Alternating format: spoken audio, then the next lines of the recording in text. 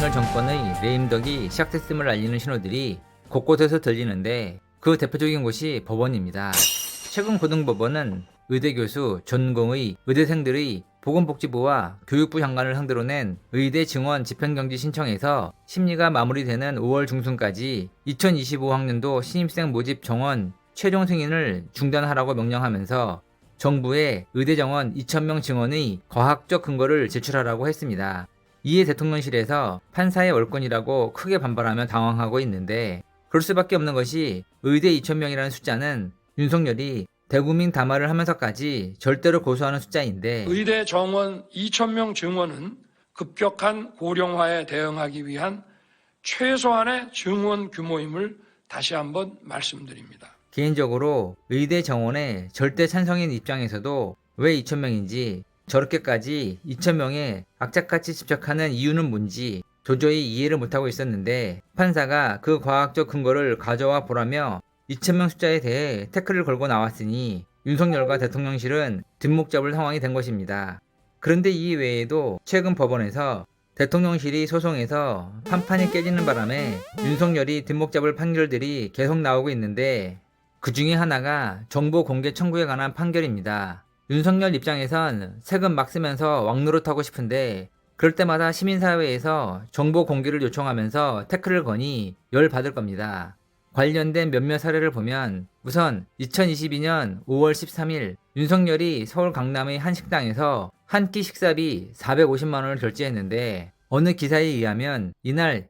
6명이 먹었고 그마저도 원래는 900만원인데 반값 할인 금액이라서 450만원을 결제했다는 건데, 6명이서 뭘 어떻게 먹어야 그런 금액이 나오는지 세금 내는 입장에선 뚜껑 날아가는데, 아무튼 그래서 시민단체에서 정보 공개 청구를 했더니 대통령실에서 국가안보 경호상 어쩌고 하면서 정보 공개를 거부하더니 나중엔 그런 정보가 아예 없다고 헛소리까지 했었습니다. 그에 대해 재판부는 국익 해칠 염려 없고 국민의 기본권인 알 권리가 침해될 수 있고, 나아가 예산 지출을 감시받지 않겠다고 일종의 꼼수를 취하는 것으로서 헌법상 법치주의 원리에도 맞지 않으니 한마디로 속 시원히 까라고 판결했습니다. 그리고 작년 4월에 엑스포 유치 기원한다면서 부산에 간 윤석열이 해운대의 한 횟집에서 온갖 사람들 다 불러서 밥인지 술인지 먹고 나서 사람들 도열시켰던 일, 이곳에서 최소 600만원 이상의 밥값이 지출된 것으로 추정되는데,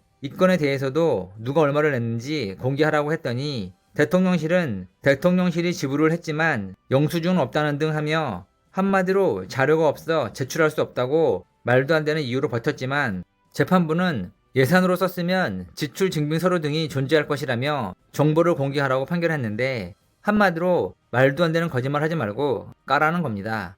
개인적으로 재미있는 판결은 김건희 관련 판결인데요. 김건희에 대한 의혹 제기에 대해 대통령실 차원에서 법적 대응을 하는 것을 두고 참여연대에서 대통령을 보좌하는 법률비서관이 김건희 개인 문제와 관련해서 직접 소송에 나설 수 있는지 법률적 근거를 제시하라며 대통령 비서실 운영 등에 관한 규정을 공개하라고 소송을 제기했는데, 대통령실은 내부 규정에 보안 사항이 포함되어 있다며 비공개 결정을 내렸습니다. 이에 재판부는 규정이 공개된다고 해서 업무 수행에 지장이 초래된다고 인정하기 어려우니 내부 규정 공개하라고 판결했습니다.